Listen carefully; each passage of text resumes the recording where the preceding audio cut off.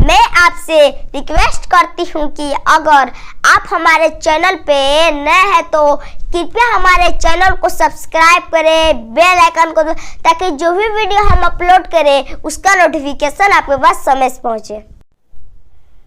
आज मैं आपको पढ़ाने वाला हूं पास्ट परफेक्ट टेंस, जिसका अर्थ होता है पूर्व भूतकाल। यानी कोई भी कार्य पास्ट टेंस में समाप्त हो चुका हो, पूर्ण हो चुका हो, उसे ही हम पास्ट परफेक्ट टेंस कहते हैं। सबसे पहले जानेंगे इस टेंस में पहचान क्या होगा, कैसे पहचानेंगे कि यह पास्ट परफेक्ट टेंस है। ध्यान देंगे बाबू, पहचान होगा जिस हिंदी वाक्य के क्रिया के अंत में चुका था, चुकी थी, चुके थे इत्यादि शब्द आता है, उसे हम पास्ट परफेक्ट टेंस कहते हैं। इसमें दो कार्यों का होना पाया जाता है। समझ में आ रहा है कि नहीं? तो जो हम आपको अगले वीडियो में बताएंगे, आज सिर्फ पास्ट परफेक्ट टेंस में सिर्फ एक कामों का होना पाया जाना जानेंगे बाबू। और देखेंगे पास्ट परफेक्ट टेंस में मैं आपको आज इंट्रोगेटिव एंड निगेटिव सेंटेंस पढ़ाने वाला हूं। ध्यान देंगे, इंट्रोगेटिव एंड निगेटिव सेंटेंस प्रश्न सूचक एवं नकारात्मक वाक्य, ऐसे वाक्य जिससे प्रश्न भी पूछा जाए और उस कार्य को नकारा भी जाए, उसे ही हम इंट्रोगेटिव एंड निगेटिव सेंटेंस कहते हैं, अर्थात प्रश्न सूचक एवं नकारात्मक वाक्य कहते हैं। सबसे पहले जानेंगे बाबू, पास्ट परफेक्ट टेंस का जो सहायक क्रिया होता है वो हैड होता है। क्या होता है? हैड। और इसमें वर्ब में अर्थात क्रिया का हम थर्ड फॉर्म लिखते हैं। चलिए सबसे पहले जानेंगे इंट्रोगेटिव एंड निगेटिव सेंटेंस में अर्थात प्रश्नसूचक एवं नकारात्मक वाक्य में। यहां पे मैं आपको दो तरीके से समझाया हूं।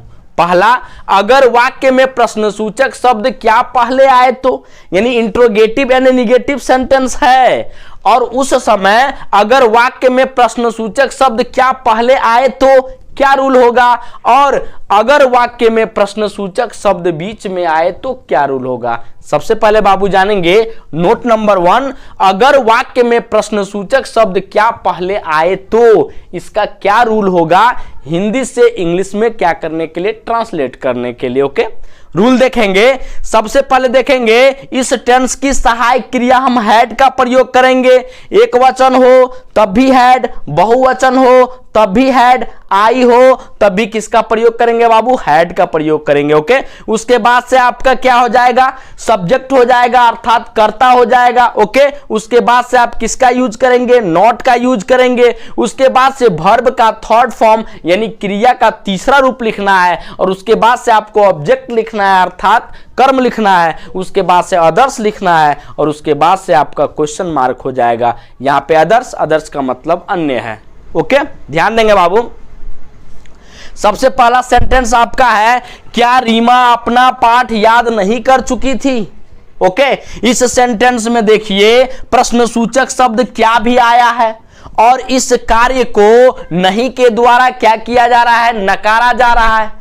तो इसी को हम इंट्रोगेटिव एंड निगेटिव सेंटेंस बोलते हैं, इंट्रोगेटिव एंड निगेटिव सेंटेंस कहते हैं। ध्यान देंगे बाबू, किस प्रकार से हम सेंटेंस यहां पे लगाएंगे, हिंदी से इंग्लिश में किस प्रकार से ट्रांसलेट करेंगे, ध्यान देंगे। सबसे पहले आपका रूल क्या बता रहा है, आप हैड को लिखिए। सबसे पहले आपको लिखना क्या है बाबू, हैड लिखना है, क्योंकि यहां पे प्रश्नसूचक शब्द जो क्या है वो कहां आया है, पहले आया है। तो जब किसी भी टेंस में या किसी भी सेंटेंस में अगर प्रश्नसूचक शब्द क्या पहले आए, किसी भी सेंटेंस में अगर प्रश्नसूचक शब्द क्या पहले आए, तो हम जिस टेंस में रहते हैं यानी वह वाक्य जिस टेंस में रहता है उस टेंस की सहायक क्रिया को कहां लिखते हैं बाबू, पहले लिखते हैं। तो पास्ट परफेक्ट टेंस का जो सहायक क्रिया है वो आपका क्या है, हैड है। तो क्या पहले आया है तो पहले आप क्या लिखेंगे, हैड लिखेंगे। चाहे एक वचन हो या बहुवचन हो, आपको किसका यूज करना है बाबू, हैड का यूज करना है। उसके बाद से आपका रूल क्या क्या कह रहा है, सब्जेक्ट को लिखिए। सब्जेक्ट मतलब क्या होता है, कर्ता। कर्ता का मतलब क्या होता है, काम करने वाला। यहां पे काम करने वाला कौन है, रीमा। तो यहां पे आपका क्या हो जाएगा बाबू, रीमा हो जाएगा। ओके, उसके बाद से आपका रूल देखिए क्या कह रहा है, नॉट का यूज कीजिए, नॉट का प्रयोग कीजिए। तो यहां पे सब्जेक्ट के बाद से क्या लिख लेंगे, नॉट लिख लेंगे। उसके बाद से आपका रूल क्या कर रहा है, वर्ब का तीसरा फॉर्म लिखना है, अर्थात क्रिया का तीसरा रूप लिखना है। इस सेंटेंस में बाबू देखेंगे क्रिया क्या है, यहां पे क्रिया है याद करना। क्या है बाबू, याद करना। तो याद करने का अंग्रेजी लर्न होता है, और उसमें हम टी जोड़ेंगे, यानी क्रिया का थर्ड फॉर्म लिखने के लिए तो लर्न हो जाएगा। तो यहां पे आपका हो गया LEARNT, लर्न हो गया। उसके बाद से ध्यान देंगे आपका रूल क्या कह रहा है, आप ऑब्जेक्ट को लिखिए, अर्थात कर्म को लिखिए। इस सेंटेंस में आपका कर्म क्या है, याद कर चुकी थी। क्या याद कर चुकी थी, अपना पाठ। तो जो अपना पाठ दिया है बाबू, ये आपका ऑब्जेक्ट है, अर्थात कर्म है। ठीक है, तो हम अपना पाठ का अंग्रेजी यहां पे लिखेंगे। लेकिन सबसे पहले देखेंगे रीमा के साथ हम अपना के लिए क्या यूज करेंगे। तो रीमा आपका स्त्रीलिंग है, स्त्री का बोध हो रहा है, तो अपने के लिए यहां पे हम हर का यूज करेंगे। किसका यूज करेंगे, हर का। अगर यहां पे रमेश या सुरेश कोई एक नाम होता, वो भी पुल्लिंग होता, यानी पुरुष का अगर बोध हो रहा है, तो तब हम वहां पे अपने के लिए किसका यूज करते बाबू, हिज का यूज करते। लेकिन यहां पे किसी लड़की का नाम है, एक वचन करता है, तो अपने के लिए यहां पे क्या यूज करेंगे बाबू, हर यूज करेंगे। तो यहां पे क्या हो जाएगा, हर हो जाएगा। और उसके बाद से देखिए यहां पे क्या संबंध है, यानी अपना पाठ दिया ना, अपना का संबंध किससे है, पाठ से है। तो अपना का अंग्रेजी आपने क्या लिखा, हर लिखा, और पाठ का अंग्रेजी क्या हो जाएगा बाबू, लेसन हो जाएगा। और उसके बाद से आप क्वेश्चन मार्क का प्रयोग करेंगे। ओके, अगला सेंटेंस देखेंगे, क्या वे लोग झूठ नहीं बोल चुके थे। इस सेंटेंस में भी देखिए प्रश्नसूचक शब्द क्या पहले आया है, और इस सेंटेंस को क्या किया जा रहा है, नकारा जा रहा है। तो यही आपका इंट्रोगेटिव एंड निगेटिव सेंटेंस है। और जो इसका ट्रांसलेट करने का तरीका है, जो नियम है, बिल्कुल आसान है। ध्यान देंगे बाबू, क्या पहले आया है, तो आपको सहायक क्रिया किसको पहले लिखना है बाबू, हेड को पहले लिखना है। उसके बाद से आपका रूल क्या कर रहा है, सब्जेक्ट यानी कर्ता को लिखिए। इस सेंटेंस में आपका कर्ता क्या है बाबू, वे लोग। वे लोग का अंग्रेजी क्या होता है, दे होता है। तो यहां पे दे हो गया। और उसके बाद से आपका रूल क्या कर रहा है, नॉट का प्रयोग करेंगे। तो यहां पे आपका क्या हो जाएगा बाबू, नोट हो जाएगा। उसके बाद से आपका रूल क्या कर रहा है, वर्ब का तीसरा फॉर्म लिखिए, क्रिया का तीसरा रूप लिखिए। इस सेंटेंस में क्रिया क्या है बाबू, बोलना। क्या बोलना, झूठ बोलना। तो झूठ बोलने का अंग्रेजी हम टेल लिखते हैं। जब हम क्रिया का थर्ड फॉर्म लिखेंगे तो टेल का थर्ड फॉर्म आपका क्या हो जाएगा बाबू, टोल्ड हो जाएगा। तो हैड, दे, नॉट, और उसके बाद से क्या हो गया, टोल्ड हो गया। उसके बाद से ऑब्जेक्ट, यानी आपका रूल क्या कर रहा है, ऑब्जेक्ट यानी कर्म। बोल चुके थे, क्या बोल चुके थे बाबू, झूठ बोल चुके थे। तो झूठ का अंग्रेजी लिखेंगे ए, और उसके बाद से क्या हो जाएगा, लाई हो जाएगा। उसके बाद से आप क्वेश्चन मार्क का प्रयोग करेंगे। ओके, अगला सेंटेंस देखेंगे, क्या मैं अपने गांव नहीं जा चुका था। इस सेंटेंस में भी देखिए बाबू, जो प्रश्न सूचक शब्द क्या है, ये कहां आया है, पहले आया है। और इस सेंटेंस या इस कार्य को भी क्या किया जा रहा है, नकारा जा रहा है। तो इसी को हम इंट्रोगेटिव एंड निगेटिव सेंटेंस बोलते हैं। इसका ट्रांसलेट करने का आसान तरीका है, इस सेंटेंस में देखिए क्या पहले आया है, तो इस टेंस की सहायक क्रिया हेड को कहां लिखना है बाबू, पहले लिखना है। तो यहां पे आपका सबसे पहले क्या हो जाएगा बाबू, हेड हो जाएगा। उसके बाद से आपका रूल क्या कर रहा है, सब्जेक्ट को लिखिए, कर्ता को लिखिए। इस सेंटेंस में आपका कर्ता क्या है बाबू, मैं है ना। तो मैं का अंग्रेजी क्या हो जाएगा बाबू, आई हो जाएगा। और सब्जेक्ट के बाद से यहां पे क्या यूज करना है, नॉट का यूज करना है। तो आई के बाद से क्या हो जाएगा बाबू, नोट हो जाएगा। उसके बाद से आपका रूल क्या कर रहा है, वर्ब का तीसरा फॉर्म लिखिए। तो इस सेंटेंस में देख लीजिए वर्ब यानी क्रिया कहां है, तो क्रिया देखेंगे बाबू यहां पे क्या है, जाना। और जाना का अंग्रेजी क्या होता है, गो। और गो का थर्ड फॉर्म क्या होता है, गो, वेंट, गॉन, यानी थर्ड फॉर्म आपका गॉन हो जाएगा। तो हैड आई नॉट, और क्या लिखेंगे बाबू, गॉन लिखेंगे। और उसके बाद से ध्यान देंगे, एक स्थान से दूसरे स्थान जाने के लिए किसका यूज करेंगे बाबू, टू का यूज करेंगे। कब टू का यूज करेंगे, जब स्थान का नाम दिया हो तब। ओके, तो ध्यान देंगे वर्ब का तीसरा फॉर्म हो गया। उसके बाद से ऑब्जेक्ट, अभी इस सेंटेंस में हम ऑब्जेक्ट ढूंढेंगे। ऑब्जेक्ट क्या है बाबू, अपने गांव दिया है। ओके, तो यहां पे यह ध्यान देंगे। फिर देखिए यहां पे अपना अपनी अपने आ गया, तो यहां पे अपना अपनी अपने के साथ क्या यूज करेंगे, यहां रीमा के साथ तो हमने अपने के लिए हर का यूज कर लिया, लेकिन यहां ध्यान देंगे मैं के साथ अपने के लिए क्या यूज करते हैं, तो मैं के साथ अपने के लिए हम माई का प्रयोग करते हैं। आई के साथ किसका यूज करते हैं बाबू, माई का। तो had I not gone to, उसके बाद से क्या हो जाएगा बाबू, माई हो जाएगा। और देखिए अपने का संबंध किससे है बाबू, गांव से, तो दोनों एक साथ लिखेंगे, तो अपने के लिए माई हो गया और गांव का अंग्रेजी क्या हो जाएगा बाबू, विलेज हो जाएगा। ओके, उसके बाद से आप क्वेश्चन मार्क का प्रयोग करेंगे। अब आगे देखेंगे बाबू, नोट नंबर दूसरा है, अगर वाक्य में प्रश्नसूचक शब्द बीच में आए तो क्या करेंगे।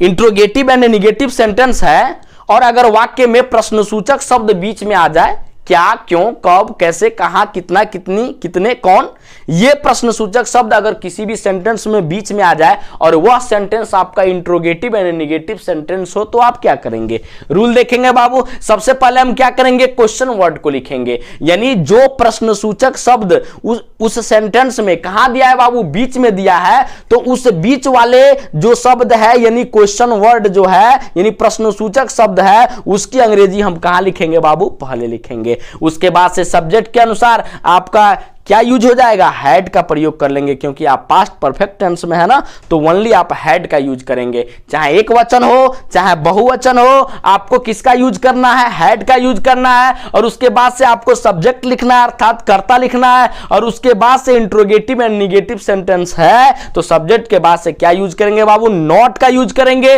उसके बाद से आपका वर्ब का तीसरा फॉर्म हो जाएगा, यानी क्रिया का तीसरा रूप हो जाएगा। उसके बाद से आपका ऑब्जेक्ट हो जाएगा यानी कर्म हो जाएगा, और उसके बाद से आपका अदर्स यानी अन्य हो जाएगा। उसके बाद से आप क्वेश्चन मार्क का प्रयोग करेंगे। ओके, ध्यान देंगे बाबू, वह क्यों एक किताब नहीं खरीद चुका था, इस सेंटेंस में देखिए प्रश्नसूचक शब्द क्यों कहां आया है, बीच में आया है, और यहां पर देखिए नहीं के द्वारा इस सेंटेंस या इस कार्य को क्या किया जा रहा है, नकारा जा रहा है, तो इसे ही हम इंट्रोगेटिव एंड नेगेटिव सेंटेंस कहते हैं। लेकिन यहां पे प्रश्नसूचक शब्द कहां आया है बाबू, बीच में आया है। तो आपको मालूम है कि अगर किसी भी सेंटेंस में प्रश्नसूचक शब्द बीच में आता है, तो उस प्रश्नसूचक शब्द की अंग्रेजी को कहां लिखते हैं बाबू, पहले लिखते हैं। तो क्यों का अंग्रेजी पहले यहां पे वाई हो जाएगा, क्या हो जाएगा बाबू, वाई। ओके, उसके बाद से देखेंगे, उसके बाद से आपको सहायक क्रिया किसका यूज करना है बाबू, हैड का यूज करना है, तो यहां पे आपका क्या हो जाएगा बाबू, हैड हो जाएगा। उसके बाद से आपको सब्जेक्ट यानी कर्ता लिखना है, इस सेंटेंस में आपका कर्ता क्या है बाबू, वह का अंग्रेजी यहां पे क्या हो जाएगा बाबू, ही हो जाएगा।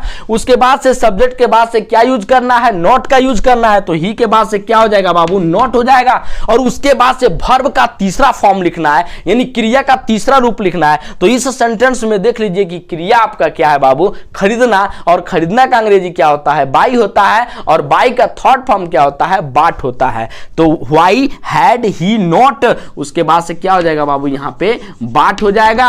और उसके बाद से देखेंगे आपका रूल क्या कह रहा है, ऑब्जेक्ट को लिखिए अर्थात कर्म को लिखिए। इस सेंटेंस में आपका कर्म क्या है बाबू, एक किताब, तो ए बुक हो जाएगा, ए, और उसके बाद क्या हो जाएगा बाबू, बुक हो जाएगा। उसके बाद से आप क्वेश्चन मार्क का प्रयोग करेंगे। ओके, ध्यान देंगे, अगला सेंटेंस है आपका, तुम कब एक गीत नहीं गा चुके थे।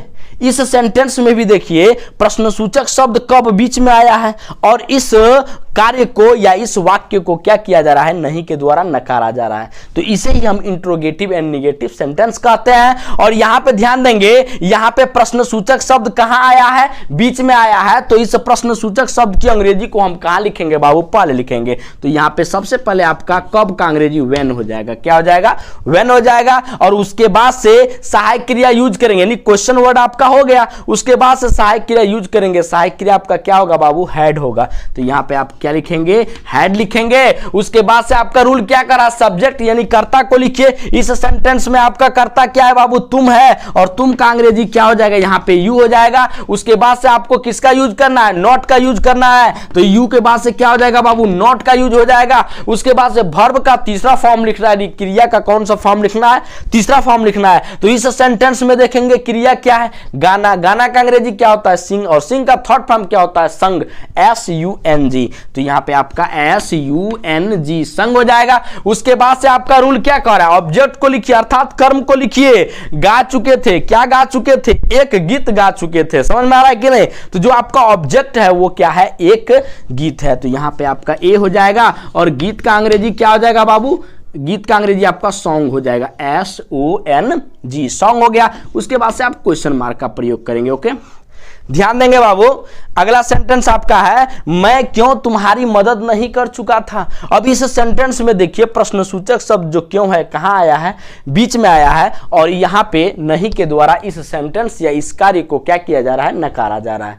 तो इसे हम इंट्रोगेटिव एंड नेगेटिव सेंटेंस कहेंगे। ओके, और यहां देखिए प्रश्नसूचक शब्द कहां आया है, बीच में आया है। तो जब प्रश्नसूचक शब्द बीच में आया है तो प्रश्नसूचक शब्द की अंग्रेजी को हमें कहां लिखना है, पहले लिखना है। जैसे कि आप रूल देख सकते हैं, क्वेश्चन वर्ड दिया है यानी प्रश्नसूचक शब्द की अंग्रेजी को पहले लिखना है। तो क्यों का अंग्रेजी यहां पे हो जाएगा बाबू, वाई हो जाएगा। क्या हो जाएगा, वाई हो गया। उसके बाद से ध्यान देंगे जो सहायक क्रिया है वो आपका क्या होगा बाबू, हैड होगा। तो यहां पे आपका क्या हो गया, हैड हो गया। मैं का अंग्रेजी क्या हो जाएगा, आई हो जाएगा। और सब्जेक्ट के बाद से आपको क्या यूज करना है बाबू, नॉट का यूज करना है। तो आई के बाद से क्या हो जाएगा, नॉट हो जाएगा। उसके बाद से वर्ब का तीसरा फॉर्म लिखना है यानी क्रिया का तीसरा रूप लिखना है। इस सेंटेंस में क्रिया देखेंगे क्या है, मदद करना। मदद करने का अंग्रेजी क्या होता है बाबू, हेल्प होता है। और हेल्प का थर्ड फॉर्म क्या हो जाएगा, हेल्प्ड हो जाएगा। और उसके बाद से क्या ढूंढना है, ऑब्जेक्ट। ऑब्जेक्ट का मतलब क्या होता है, कर्म। अब कर्म इसमें क्या है, मदद कर चुका था। किसे मदद कर चुका था, तुम्हारी, यानी मैं तुम्हारी मदद कर चुका था। तो जो आपका तुम्हारी है